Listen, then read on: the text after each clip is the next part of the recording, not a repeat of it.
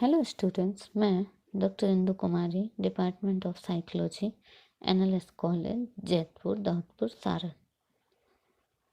आज मैं UG part 1 के लिए पेपर 1 में सीखने की विधियों मेथड ऑफ लर्निंग पर ही चर्चा करूंगी।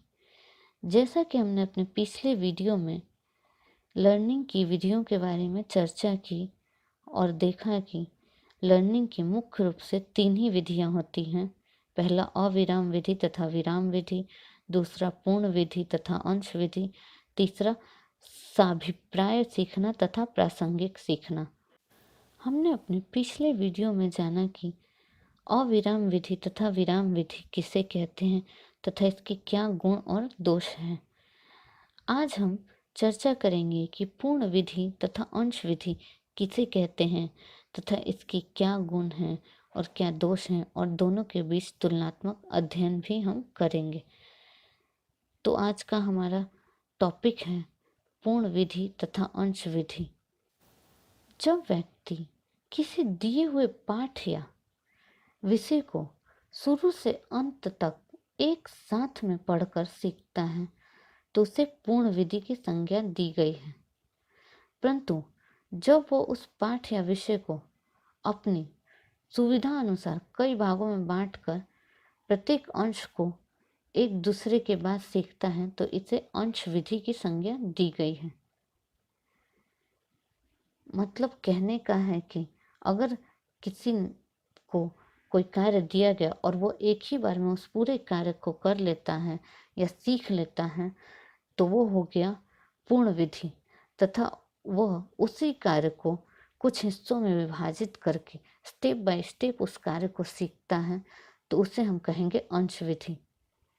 उदाहरण के लिए, जैसे कोई व्यक्ति किसी कविता की पहली पंक्ति से लेकर अंतिम पंक्ति तक, लास्ट लाइन तक बार बार पढ़ के सीखता है तो इसे हम पूर्ण विधि की संज्ञा देते हैं।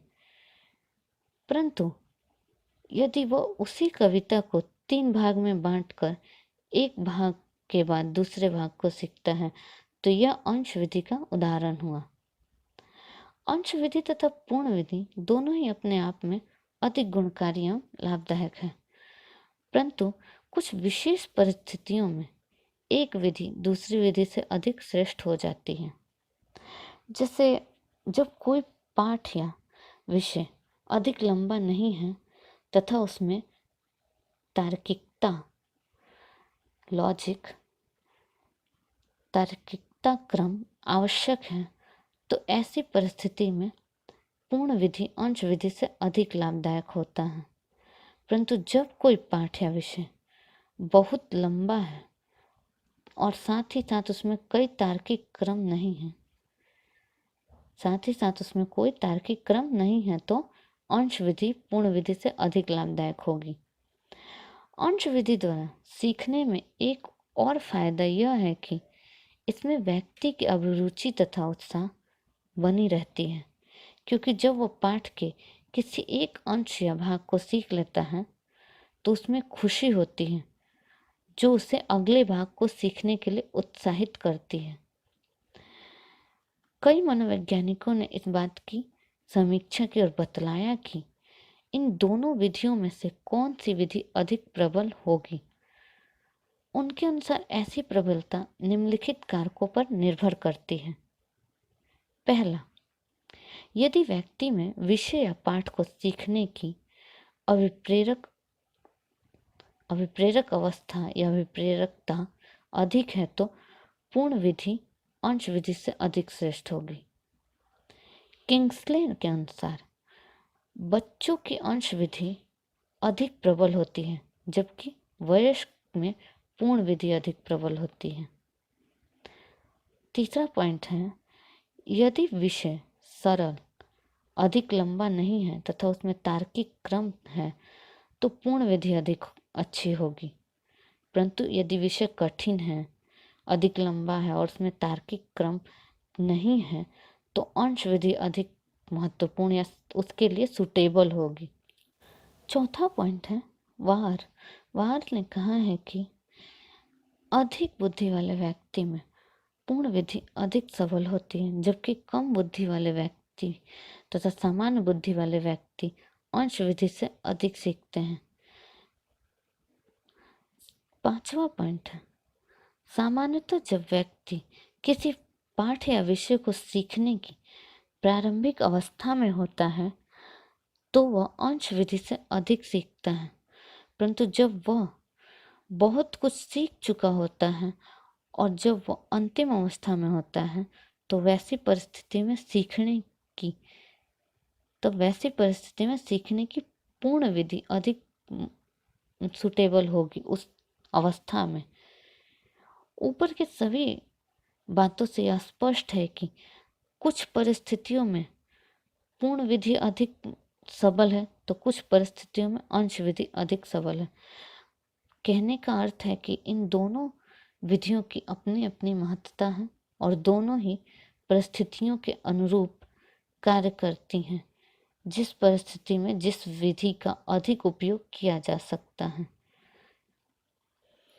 हमारा तीसरा पॉइंट था सभिप्राय सीखना तथा प्रासंगिक सीखना। जब व्यक्ति अपनी इच्छा तथा एक निश्चित उद्देश्य के साथ किसी कार्य या पाठ को सीखता है तो उसे सभिप्राय सीखना कहते हैं।